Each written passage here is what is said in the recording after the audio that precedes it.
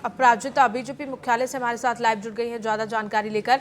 अपराजिता, जिस तरह से लगातार हम अपने दर्शकों को तस्वीरें दिखा रहे हैं, हर तरफ जश्न का माहौल है, चाहे वो नितिन का गांव हो, चाहे बीजेपी दफ्तर हो, बीजेपी कार्यालय हो। और अब से कितनी देर में पदभार ग्रहण करेंगे नितिन नवीन और क्या कुछ तैयारियां देखने को मिल रही हैं? बिल्कुल, देखिए पूनम, बीजेपी मुख्यालय में सुबह से ही नहीं कल से जश्न का माहौल बना हुआ है। और अभी तो ये जो बीजेपी मुख्यालय है, आपको मैं पहले यहाँ की एक बार तस्वीरें दिखाऊंगी कि कितना ये लोगों से खचाखच भरा हुआ है। जश्न का माहौल है, ढोल नगारे बज रहे हैं लगातार जो, और गेटों पे आप बात करें तो कंटिन्यूअसली ढोल नगारों के साथ जो है लोगों का स्वागत किया जा रहा है, फूल मालाएं पहनाई जा रही हैं, लोगों की चेकिंग की जा रही है। इसके अलावा जितने केंद्रीय मंत्री हैं, योगी आदित्यनाथ की बात करें या फिर एचएम जो है अमित शाह, रक्षा मंत्री राजनाथ सिंह समेत के जो निर्मला सीतारमन, सभी की मौजूदगी जो हो चुकी है। और अभी से थोड़ी देर बाद ही जो है प्रधानमंत्री और नितिन नवीन जो है वो पहुंचने वाले हैं। और लगातार यहाँ पर लोगों के अंदर उत्साह है, एक उमंग है कि थोड़ी देर में जिस तरीके से प्रधानमंत्री का भी इंतजार किया जा रहा है, नितिन नवीन का भी उतनी ही बेसब्री से इंतजार किया जा रहा है कि कब वो आए और लोग जो है उनका वेलकम करें। और इसके अलावा नितिन नवीन के अगर पैतृक गांव की बात करें तो नवादा में भी सुबह से ही जश्न का माहौल है। जो उनका घर है अमावा, वहां पर आप देखेंगी तो 251 किलो के लड्डू से जो है वो पूरा जश्न मनाया गया है। तो इसी से आप अंदाजा लगा लीजिए कि लोगों के अंदर कितनी खुशी है। सिर्फ पार्टी में नहीं, उनके गांव में ही नहीं, देश में ही नहीं, बिहार में ही नहीं, हर जगह लोग जो है वो खुशियों से नाच रहे हैं। और बीजेपी मुख्यालय की ये तस्वीर जो है अपने आप में बहुत कुछ बयां कर रही है। सुबह से ही यहाँ पर भारत माता जय के नारे लग रहे हैं। स्टेज से लगातार जो है तरुण चुग जी जो है जनता को संबोधित कर रहे हैं, जनसभा को संबोधित कर रहे हैं। व्यवस्था जो है उसको सुचारू रूप से, सही तरीके से, व्यवस्थित ढंग से किया जा सके, उसका भी पूरा ध्यान रखा जा रहा है।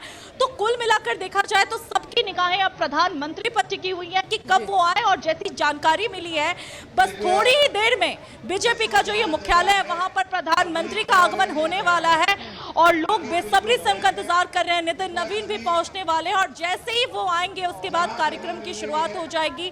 नितिन नवीन को लेकर के जितनी भी औपचारिकताएं हैं राष्ट्रीय अध्यक्ष के पद के लिए, वो सारी की सारी प्रक्रिया आज पूरी कर ली जाएंगी।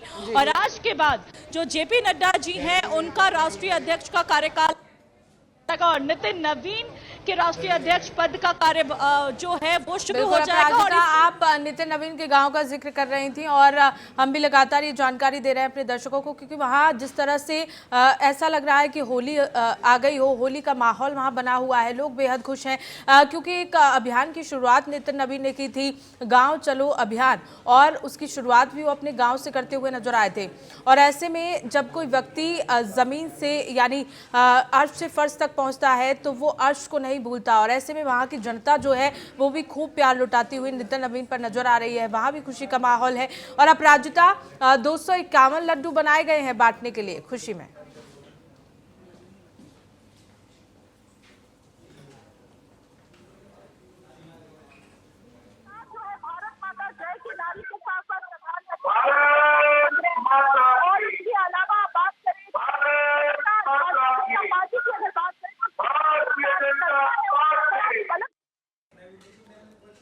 बिल्कुल, और चलिए ठीक है, लौटेंगे अपराजिता और लगातार चर्चा भी करेंगे, लेकिन उससे पहले सीधे लाइव तस्वीरें बीजेपी मुख्यालय से हम दिखा रहे हैं जहां जश्न का माहौल बना हुआ है और नितिन नवीन निर्विरोध चुने गए बीजेपी के राष्ट्रीय अध्यक्ष। ऐसे में बीजेपी कार्यालय वो पहुंच गए हैं और साथ ही साथ बीजेपी के 12वें राष्ट्रीय अध्यक्ष के रूप में पदभार ग्रहण करेंगे और ऐसे में 3 साल तक बीजेपी के अध्यक्ष भी रहेंगे।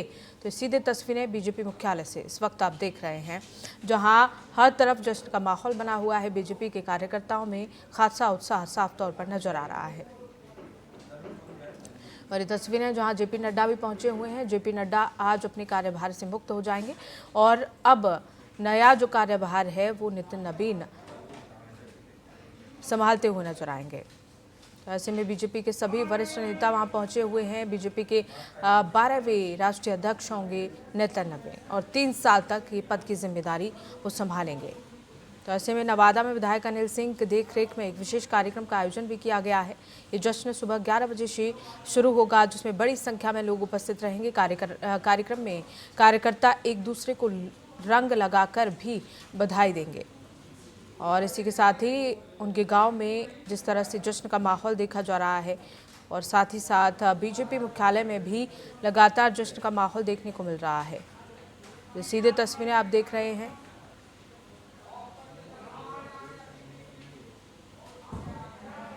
अध्यक्ष माननीय नड्डा जी पधारे हैं, आदरणीय गडकरी जी पधारे हैं, गृह मंत्री पहुंच रहे हैं।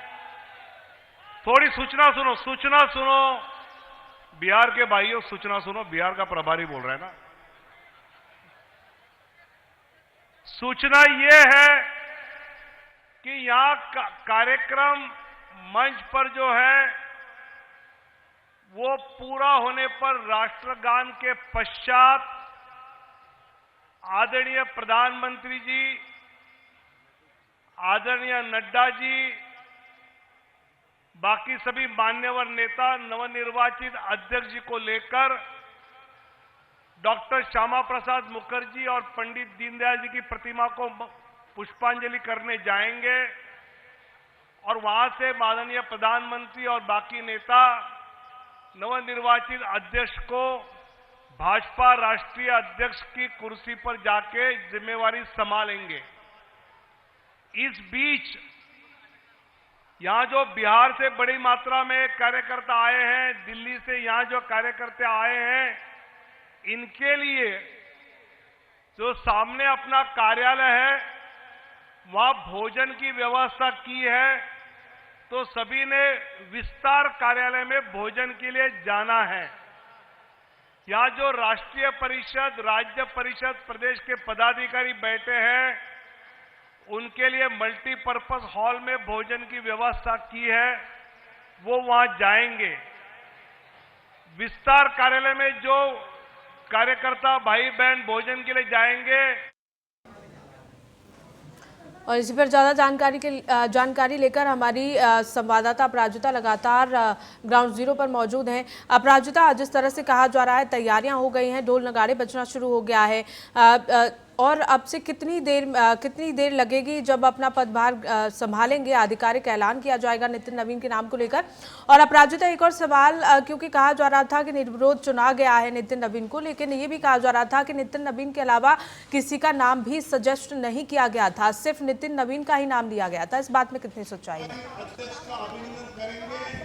बिल्कुल, ये बात बिल्कुल सच है पूनम कि निर्विरोध तरीके से नितिन नवीन का जो है नामांकन हुआ है। और कल भी हम देख रहे थे जो एक समय तय की गई थी 2 से 4 के बीच में, वो था नामांकन पत्र दाखिल करने का समय था।